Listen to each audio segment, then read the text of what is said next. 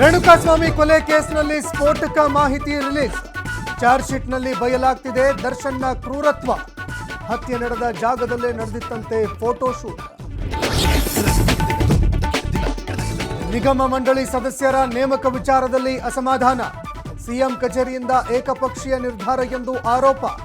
ಜಾತಿವಾರು ಸಾಮಾಜಿಕ ನ್ಯಾಯ ಒದಗಿಸಬೇಕು ಎಂದು ಒತ್ತಾಯ. ಇಂದು ಮಹತ್ವಾಕಾಂಕ್ಷಿ ಎತ್ತಿನಹೊಳೆ ಯೋಜನೆ ಲೋಕಾರ್ಪಣೆ. 7 ಜಿಲ್ಲೆಗಳಿಗೆ ಕುಡಿಯುವ ನೀರು ಪೂರೈಸುವ ಯೋಜನೆಗೆ ಚಾಲನೆ. ಸಿಎಂ ಡಿಸಿಎಂ ಸಚಿವರು ಸೇರಿ ನಾಯಕರು ಭಾಗಿ. ಮತ್ತೆ ಮುನ್ನೆಲೆಗೆ ಬಂದ ಬೆಳಗಾವಿ ಜಿಲ್ಲೆ ವಿಭಜನೆ ಕೂಗು. ಈಗಾಗಲೇ 2 ಆಯೋಗಗಳಿಂದ ವರದಿ ಸಿದ್ಧ. ಸರ್ಕಾರ ಇದರ ಬಗ್ಗೆ ನಿರ್ಧಾರ ಮಾಡಬೇಕು ಎಂದ ಸಚಿವರು. ಇಂದು ನಾಡಿನಾದ್ಯಂತ ಗೌರಿ ಹಬ್ಬದ ಸಂಭ್ರಮ. ಬೆಳಗ್ಗೆಯೇ ಮಾರ್ಕೆಟ್ಗಳಲ್ಲಿ ಜನಜಂಗುಳಿ. ಬೆಲೆ ಹೆಚ್ಚಳದ ನಡುವೆಯೂ ಖರೀದಿ ಭರಾಟೆ ಜೋರು.